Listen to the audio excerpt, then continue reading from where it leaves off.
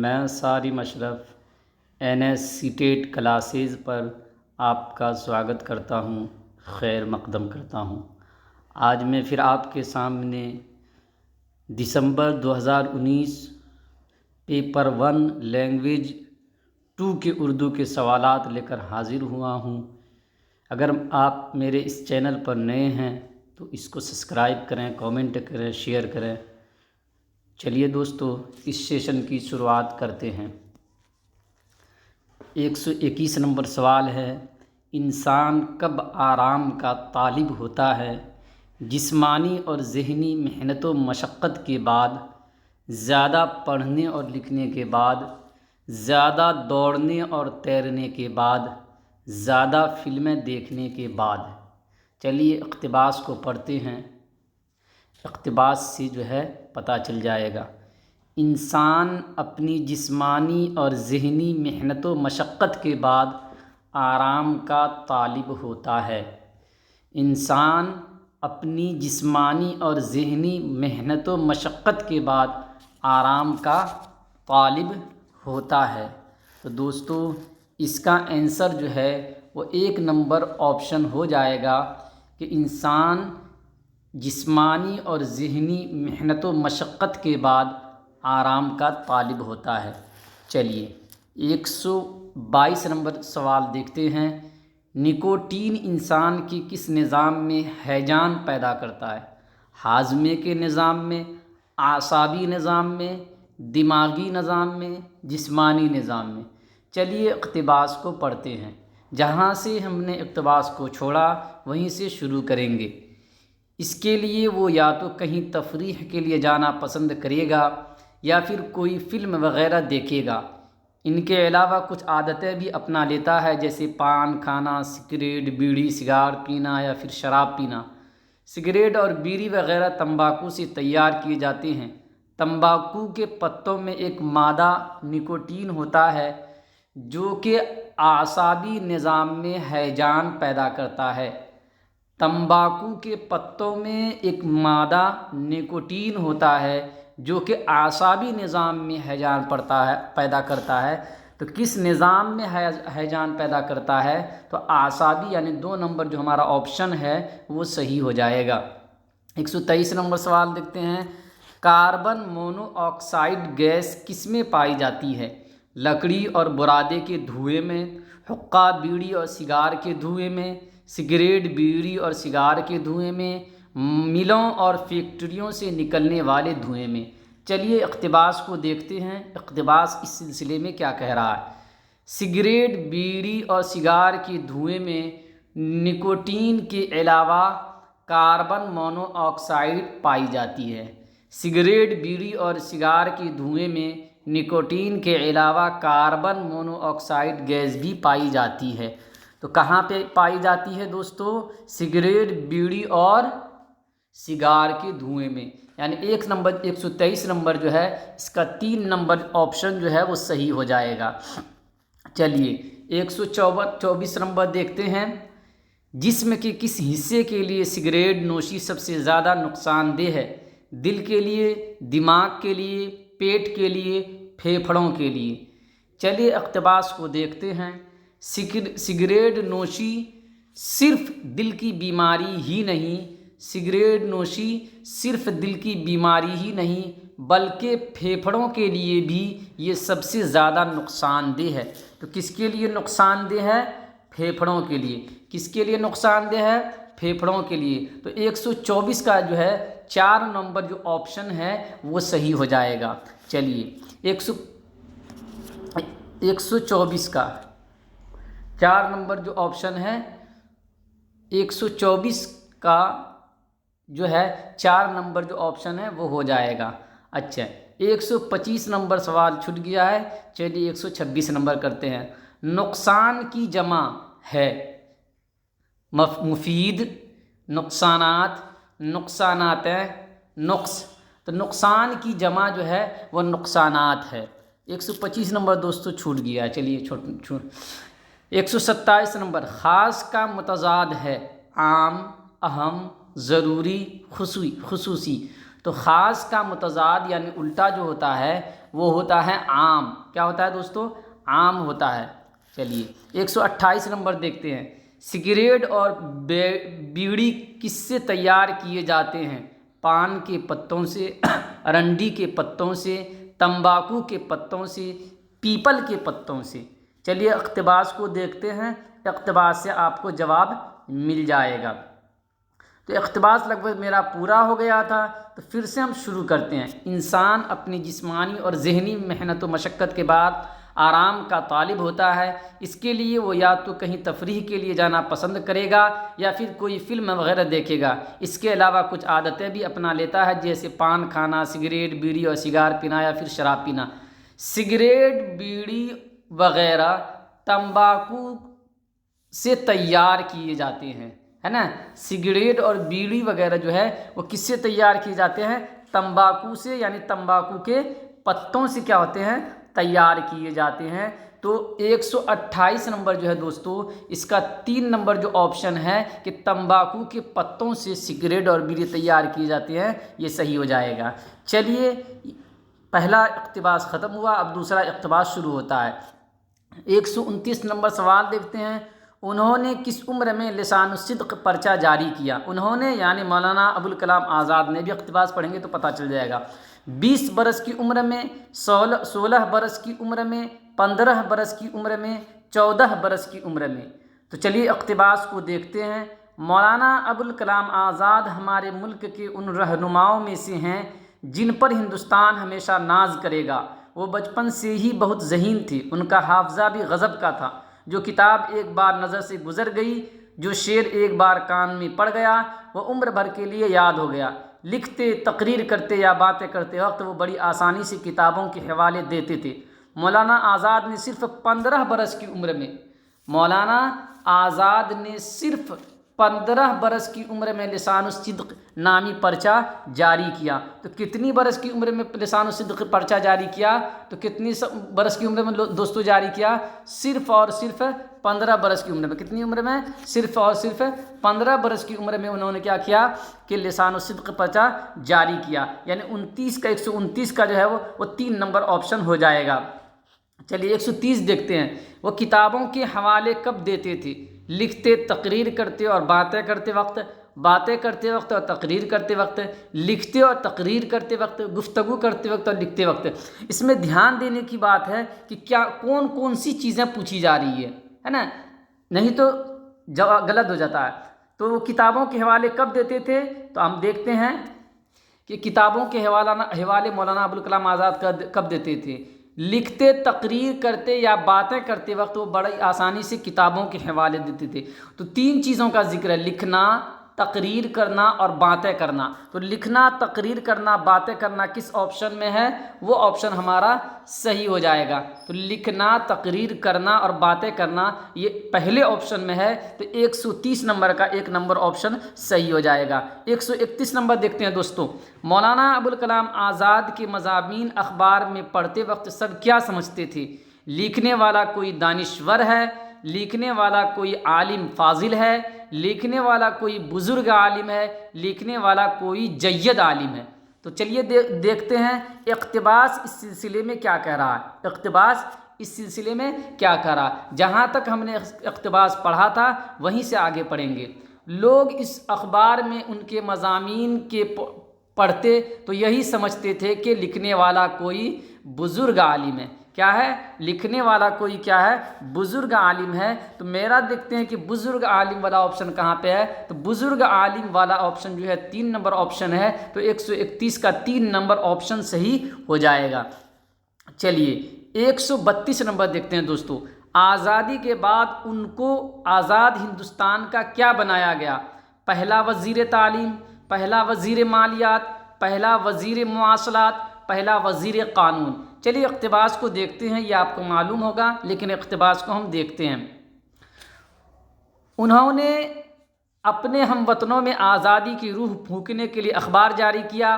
اپنے مضامین کے ذریعے لوگوں میں آزادی کی تڑپ پیدا کی. جب ہندوستان آزاد ہوا تو انہیں آزاد ہندوستان کا پہلا وزیر تعلیم بنایا گیا.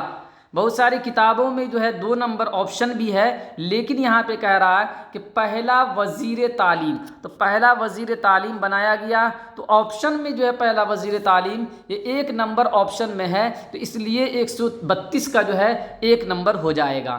چلیے 133 دیکھتے ہیں، مضمون کی جمع ہے مضامین، مضامینوں، موضوعات، مضاناتوں، تو مضمون کی جمع جو ہے مضامین ہے۔ مضمون کی جمع کیا ہے دوستو؟ مضامین ہے، یعنی 133 کا 1 نمبر آپشن ہے۔ چلیے 134 دیکھتے ہیں، آزادی کا متضاد، متضاد مطلب الٹا، قید، غلامی، رہائی، قیدی، تو آزادی کا متضاد جو ہے وہ غلامی ہے دوستو۔ 134 کا 2 نمبر۔ چلیے 135 نمبر جو اقتباس کا آخری سوال ہے، مولانا ابوالکلام آزاد بچپن سے کیسے تھے؟ ہوشیار، ذہین، محنتی، صحت مند۔ پہلے ہی اقتباس کے پہلے ہی لائن میں ہے کہ مولانا آزاد جو ہے کیسے تھے۔ مولانا ابوالکلام آزاد ہمارے ملک کے ان رہنماؤں میں سے ہیں جن پر ہندوستان ہمیشہ ناز کرے گا۔ وہ بچپن سے ہی بہت ذہین تھے، بہت ذہین تھے۔ تو مولانا آزاد کیسے تھے؟ ذہین تھے۔ مولانا آزاد کیسے تھے؟ ذہین تھے۔ تو ہمارا جو 2 نمبر آپشن ہے وہ صحیح ہو جائے گا۔ اب اقتباس کا سلسلہ یہاں پہ ختم ہوتا ہے۔ یہاں سے ہمارے پیڈاگوجی، فن تدریس، شکشن شاستر شروع ہوتا ہے، جس کو اچھے سے سمجھ کے بنانے کی ضرورت ہے، جس کو اچھے سے اور سمجھ کے بنانے کی ضرورت ہے۔ چلیے ہم لوگ اچھے سے ہی بنائیں گے۔ 136 نمبر سوال ہے، دفعہ 343 بی یا 2 کے مطابق آئین ہند یعنی سمویدھان، آئین ہند کا مطلب ہے کانسٹیٹیوشن آف انڈیا، ہے نا، بھارت کا آئین استعمال کے لیے کہتا ہے نا۔ دفعہ 343 2 کے مطابق آئین ہند استعمال کے لیے کہتا ہے، کیا استعمال کے لیے کہتا ہے؟ ہندی بطور سرکاری زبان، ہندی بطور معاون سرکاری زبان، انگریزی بطور سرکاری زبان، انگریزی بطور معاون سرکاری زبان۔ تو آپ جانتے ہیں کہ یہ جو ہے کہتا ہے کہ انگریزی بطور معاون سرکاری زبان ہوگی جب ہمارا ہندوستان آزاد ہوا تھا۔ تو دفعہ 343 2 کہتا ہے کہ انگریزی بطور معاون سرکاری زبان ہوگی۔ 136 کا جو ہے دوستو آپ کا 4 نمبر آپشن ہو جائے گا۔ چلیے 137 نمبر دیکھتے ہیں، درج ذیل میں سے کون کلاسیکی زبان کے پیمانے میں شامل نہیں ہے؟ کلاسیکی زبان جو ہوتی ہے دوستو، اس کے بارے میں آپ کو بتانا ہے کہ کلاسیکی زبان کے بارے میں کون سی بات صحیح نہیں ہے۔ کلاسیکی زبان کی جو پیمانہ ہے اس کے بارے میں آپ کو بتانا ہے کہ کون اس کا پیمانہ نہیں ہے، یہ چیز آپ کو بتانا ہے۔ چلیے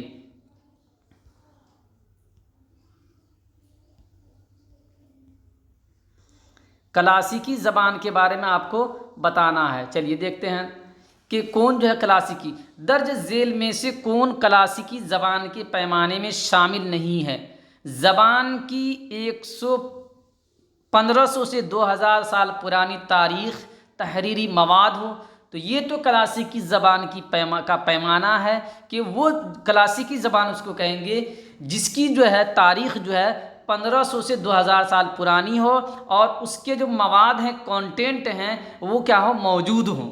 دوسرا ہے اس زبان میں کچھ قدیم ادب رزمیہ قلم بند کیے گئے ہوں، یعنی اس کلاسیکی زبان اس کو کہیں گے۔ پہلا تو اس کا یہ ہے کہ اس میں جو ہے 1500 سے 200 سال پرانی زبان ہو، دوسرا ہے کہ اس زبان میں کچھ ادب لٹریچر لکھے ہوئے ہوں، اور تیسرا ہے زبان کا تعلق شیڈیول زبانوں سے نہ ہو۔ اچھا، چوتھا زبان کی اپنی تاریخی روایت ہو اور یہ دوسری زبانوں سے مستعار نہ لی گئی، ادھار نہ لی گئی ہو۔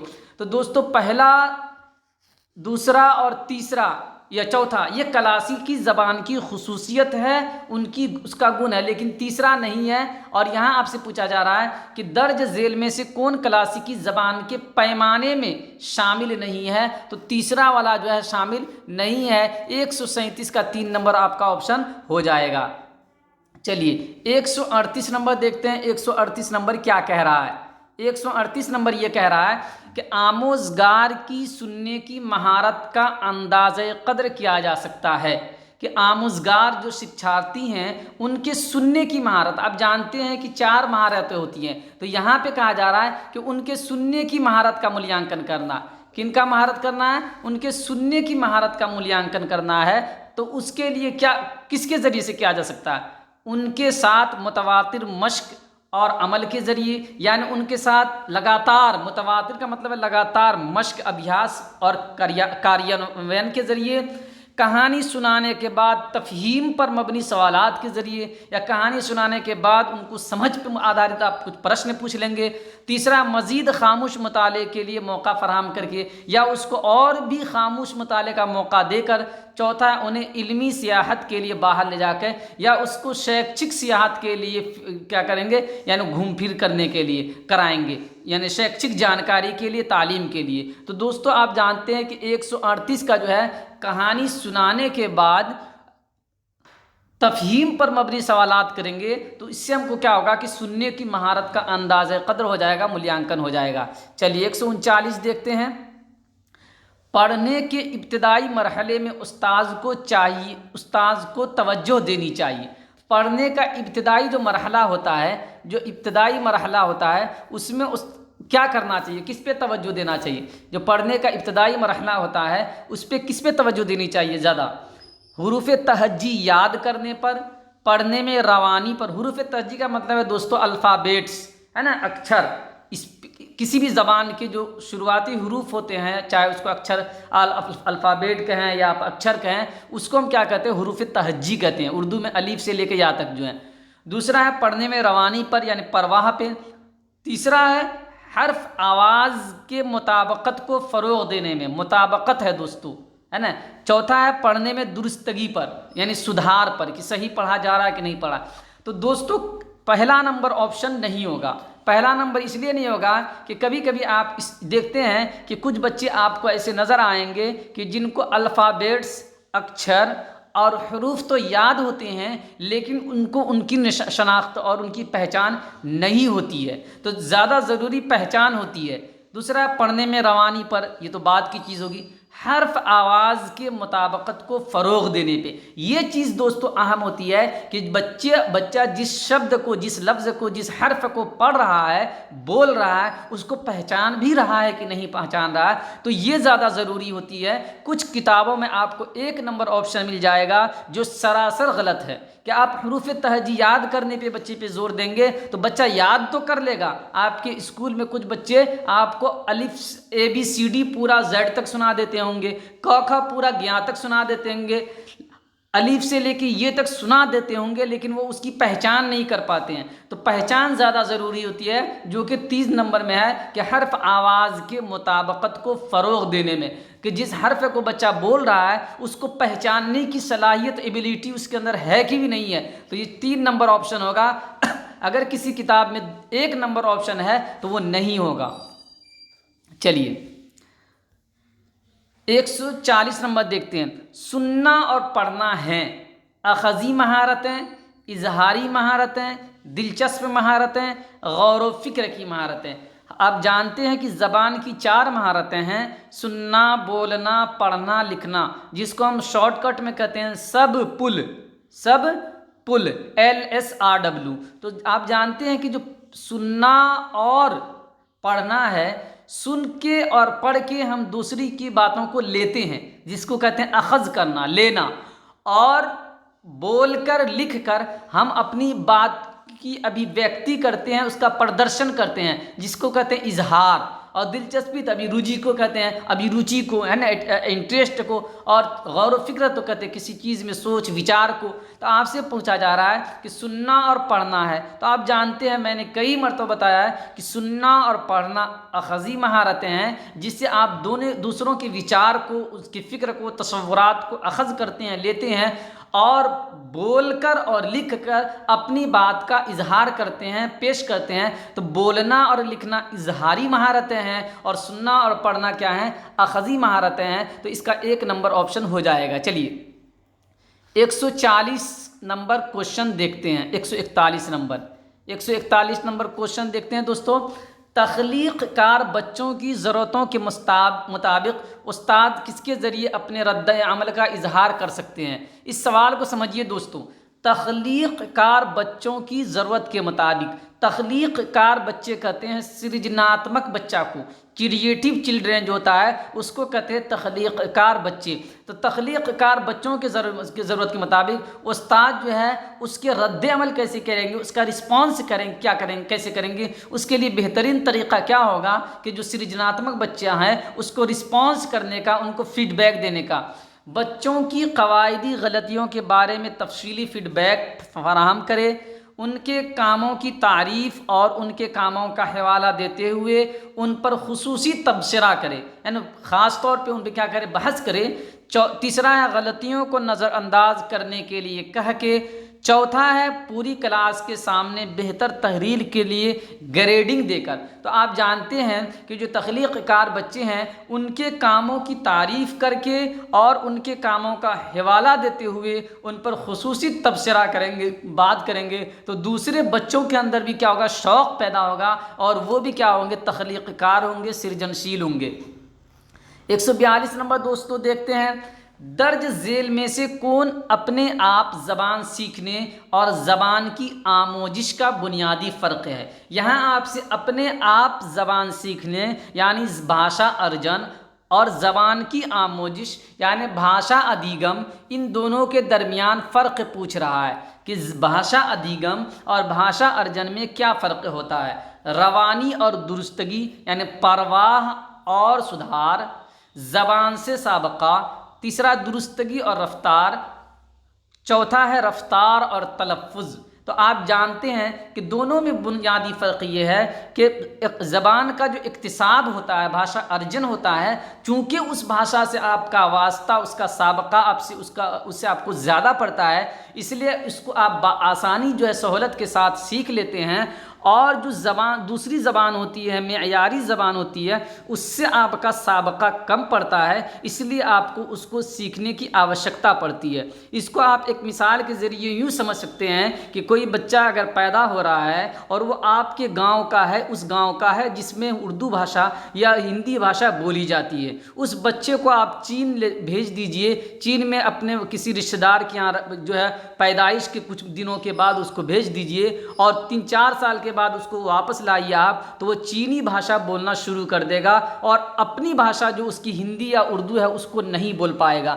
تو کیا ہوا دوستو، اس کے ساتھ یہ ہوا کہ اس کا جو سابقہ پڑا چینی بھاشا سے پڑا، جس کی وجہ سے چینی بھاشا کو انہوں نے بغیر کسی کے سکھائے کیا کیا، سیکھ گیا۔ تو یہاں پہ جو آپ سے پوچھا جا رہا ہے کہ بھاشا ارجن اور بھاشا ادھیگم میں کیا فرق ہے، تو صرف فرق ہے زبان سے سابقہ کا۔ اگر کسی بھی زبان سے آپ کو بہت زیادہ سابقہ ماحول آپ کو مل جائے تو پھر وہ زبان آپ کے لیے سیکھنا کوئی مشکل نہیں ہوتا، پھر وہ آپ آسانی سے سیکھ لیتے ہیں۔ تو اس لیے اس طرح کے کوشچن میں جو ہے آپ کو کئی طرح کے آپشن ملیں گے، لیکن صحیح یہی ہوگا جو میں نے آپ کو سمجھا دیا، آپ کو سمجھ میں آ جائے گا۔ میں بار بار کہہ رہا ہوں کہ چونکہ اردو پہ کام کم ہوا اور اردو پہ کام کم نہیں، جو گائیڈ ہوتی ہیں اس میں کبھی کبھی جو ہے آپ کو بہت سارے آپشن جو ہے مل جاتے ہیں جس کی غلطیاں ہوتی ہیں، تو اس سے جو ہے آپ کو اکتانا نہیں ہے یا آپ کو پش و پیش میں نہیں پڑنا ہے کہ کون صحیح ہے۔ میں کوشش کرتا ہوں کہ اس طرح کے جو سوالات ہوتے ہیں میں اس کی نشاندہی کر کے آپ کو خاص طور پہ سمجھانے کی کوشش کرتا ہوں تاکہ آپ واضح طور پہ، صاف طور پہ سمجھ سکیں کہ کون آپشن ہے۔ ایسا تو نہیں ہے کہ میں آپ کو بتا رہا ہوں تو آپ مان رہے ہیں یا میری بات کو نہیں مان رہے، میں سمجھا کے بتانے کی کوشش کرتا ہوں تاکہ آپ ایکسیپٹ کر لیں کہ صحیح کیا ہو سکتا ہے۔ چلیے 143 نمبر کوشچن دیکھتے ہیں، بطور ماخذ مادری زبان کے استعمال کے بارے میں ذیل میں دیا گیا کون سا بیان درست نہیں ہے؟ بطور ماخذ کا مطلب ہوا ہے ماخذ یعنی اخذ کرنے کی جگہ۔ تو آپ جانتے ہیں کہ مادری زبان کو آدھار بنا کر، ماتری بھاشا کو آدھار بنا کر آپ معیاری زبان، ہدف زبان اور دوسری زبان کو سیکھتے ہیں۔ تو مادری زبان جو ہے وہ کیا ہوتا ہے، آپ کا ماخذ ہوتا ہے، کسی چیز کے نکلنے کی جو جگہ ہوتی ہے، جو آدھار ہوتی ہے، اس کو ماخذ کہتے ہیں۔ تو یہاں کہہ رہا بطور ماخذ مادری زبان کے استعمال کے بارے میں ذیل میں سے کون سا بیان درست نہیں ہے؟ صحیح کیا ہے وہ نہیں پوچھ رہا، تو درست نہیں ہے۔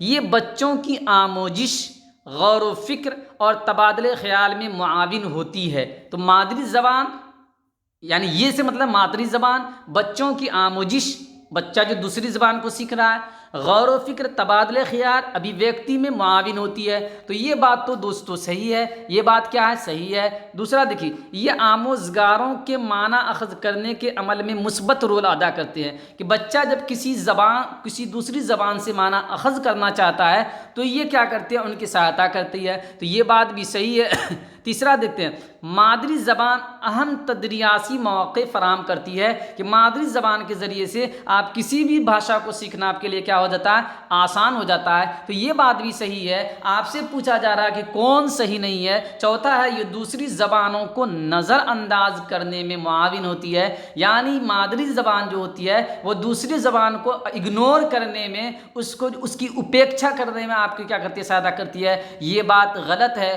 और हमसे पूछा जा रहा है कि जो गलत है, जो दुरुस्त नहीं है, उसको बताना है। तो इसका 4 नंबर ऑप्शन हो जाएगा। चलिए 144 नंबर क्वेश्चन देखते हैं।